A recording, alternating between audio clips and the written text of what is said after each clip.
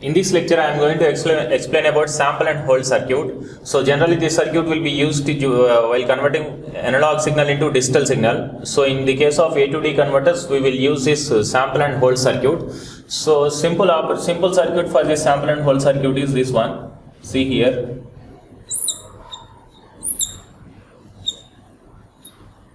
Sampling means converting a continuous time signal into discrete time signal by taking values at discrete instants of time. See here, I am giving the input voltage over here, Vi. So this is a switch which will be operated during the discrete instants of time, and this is the capacitor, and this is the output voltage across the capacitor.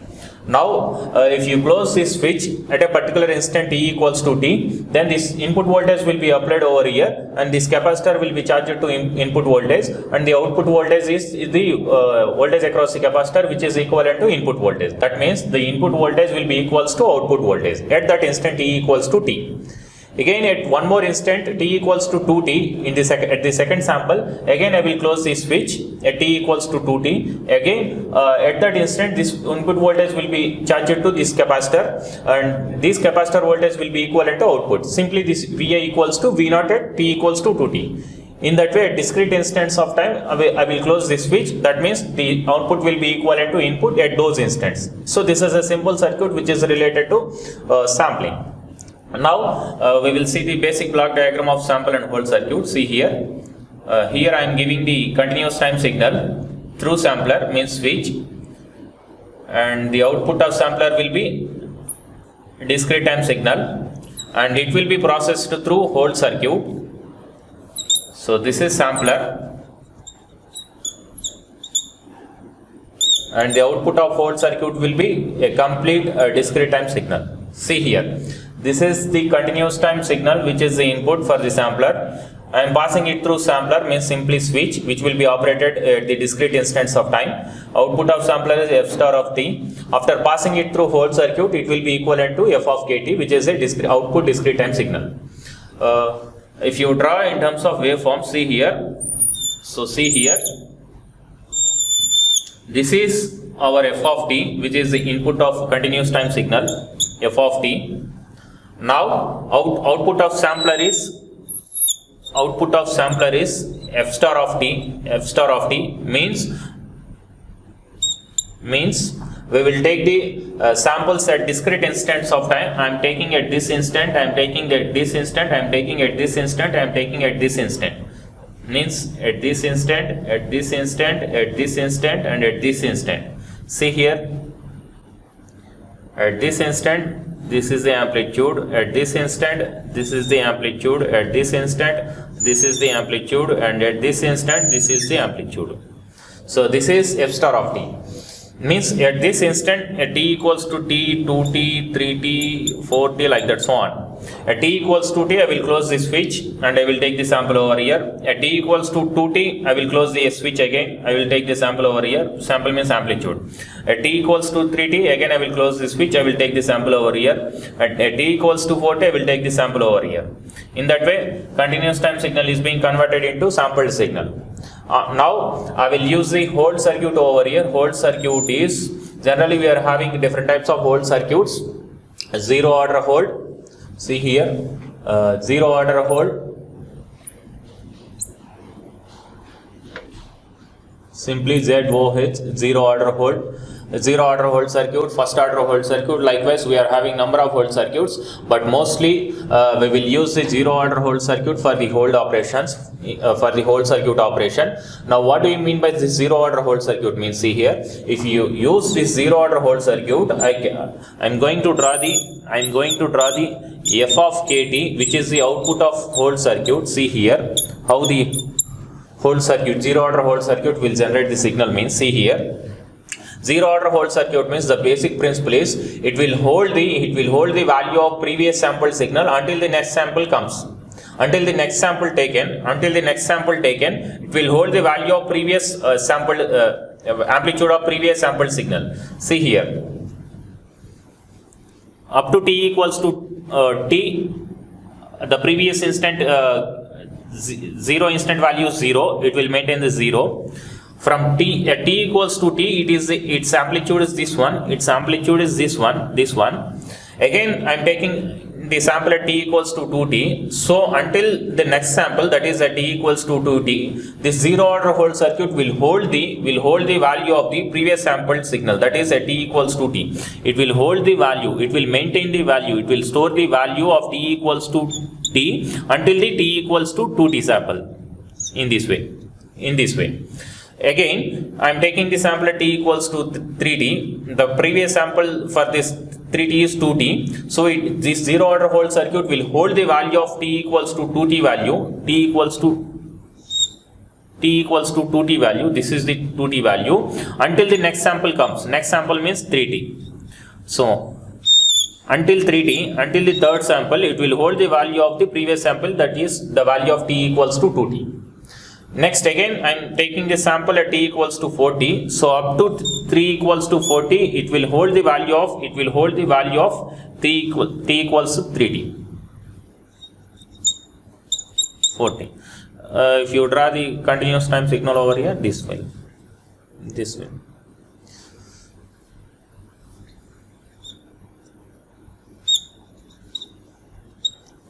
So in this way, the zero order whole circuit will hold the value of the previous sampled signal until the next sample comes. It is holding the value of t equals to t instant value. It is in this interval, it is holding the value of t equals to 2t interval value, 2t value. In this interval from 3t to 4t, it is holding the value of t equals to 3t value. So this is the simplest whole circuit, zero order whole circuit. Now let us derive the transfer function of zero order whole circuit. Actually in case of zero order whole circuit, what is happening over here, from t equals to t to 2t, it is holding the value of the t equals to t instant value. That means it is multiplying the value of t equals to t with 1 between the interval t to 2t. That means if you draw the waveform for zero order whole circuit, its value is 1 from some t to 2t or t minus t.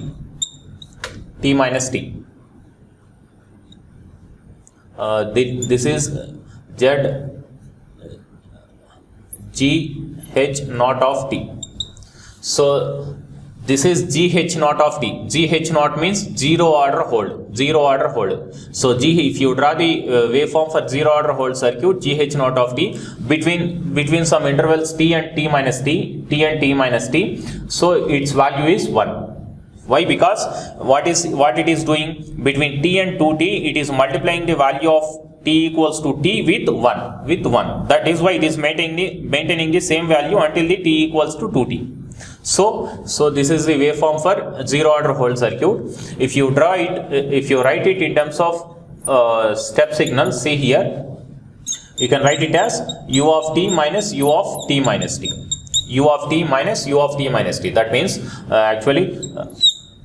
actually u of t is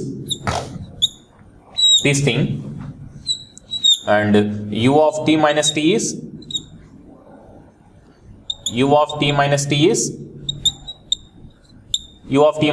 this thing. So if you subtract this signal from this signal, u of t minus t gives this signal.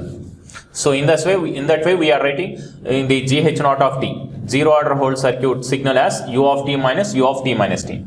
Now we want to derive the transfer function for zero order whole circuit. So taking the Laplace transform on both sides, GH naught of s equals to Laplace transform of u of t means 1 by s, and Laplace transform of u of t minus t means e power minus st by s. So together it will be equivalent to GH naught of s equals to 1 minus e power minus st by s. So this is a transfer function for zero order whole circuit. Now I want to draw the frequency characteristics for zero order whole circuit. frequency characteristics for zero order whole circuit. Frequency domain characteristics means we need to draw the magnitude as well as the phase. If you draw the magnitude, I'm taking S equals to j omega over here, then the GH naught of omega becomes, omega means j omega, it becomes 1 by S means 1 minus e power minus S means j omega t by, in the place of S, j omega. Why I am putting S equals to j omega means now I am going to draw the frequency domain characteristics of zero order whole. Now I can write it as GH naught of j omega equal to, I can write it as t into, remodifying this, e power minus j omega t by 2 into e power j omega t by 2 minus e power minus j omega t by 2 by omega t by 2. From this you can get this. Now I can write it as t into e power minus j omega t by 2. Now it is like e power j theta minus e power minus j theta by 2 theta. Now I can write it as sine of omega t by 2 by omega t by 2. We know that sampling frequency omega is equals to 2 pi by t. So from this we can also write this t as 2 pi by omega s. If you put this over here, then GH naught of omega equal to, GH naught of j omega equal to t into e power minus j omega, t means 2 pi by 2 into omega s into sine of omega into t means 2 pi by 2 into omega s by omega by 2 into t means 2 pi by omega s. From all these, after simplifications, if we write the magnitude of GH naught of j omega, then it will be equivalent to t into sine of omega t by 2 by omega t by 2. This is the expression for magnitude, and the phase for GH naught of omega will be, first let us see the magnitude.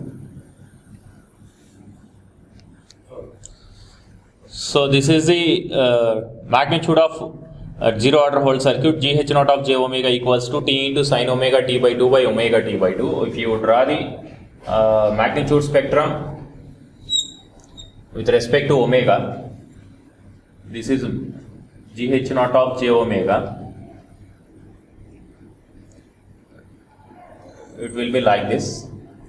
This is omega instant, this is 2 omega instant, and 3 omega instant, like this. So at omega by 2, if you take the value, this will be equivalent to 0.637 t. T means sampling period. So this is, if you draw the magnitude of zero order whole circuit with respect to omega frequency, you will get the variation like this, frequency spectrum, magnitude spectrum. And if you write the phase of zero order whole circuit, GH naught of j omega equal to, then it will be equivalent to minus omega t by 2. From this, if you write the phase, minus omega t by 2 minus k into 180, where omega equal to 2 pi k by t, for k equals to 0, 1, 2 and so on. And if you put t equals to 2 pi by omega s, then it will be minus omega by 2 into 2 pi by omega s minus k into, where 180 means pi. What it will be, if we take minus as common, then 2 gets cancelled. It will be minus omega by omega s into pi plus k into pi, where k varies from, k will be taking from 0, 1, 2, 3 and up to number of samples. So this is the phase of zero order whole circuit. If you draw the phase of zero order whole circuit with respect to omega, see here,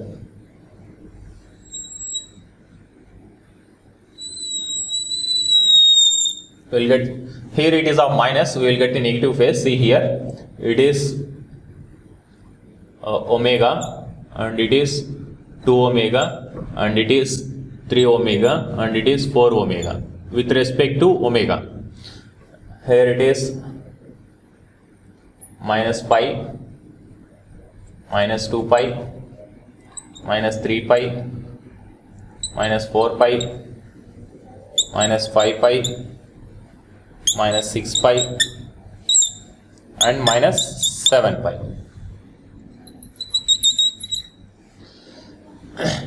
If you draw the variation of phase of GH naught of j omega with respect to omega, you will get this straight line with the decrement in shape with a slope of minus pi by omega s. Minus pi by omega s. See here, you will get like this up to omega. At omega, it will drastically fall from minus pi to minus 2 pi. Minus pi to minus 2 pi. This is also coming from this formula only, which is phase of zero order whole circuit. Again, from omega to 2 pi, it will get a slope same with minus pi by omega s from minus 2 pi to 3 pi. Again, at omega s equals to 2 omega, it will be falling from minus 3 pi to minus 4 pi. Falling means rising in the direction of negative. Again, from minus 4 pi to minus 5 pi at 3 omega. Minus 5 pi to minus 6 pi at 3 omega, minus 6 pi to minus 7 pi from 3 omega to 4 omega. So this is the variation of phase of zero order whole circuit, which is coming from this expression together. So this phase and this magnitude called as frequency spectrum of, means frequency characteristics of zero order whole circuit. Thank you.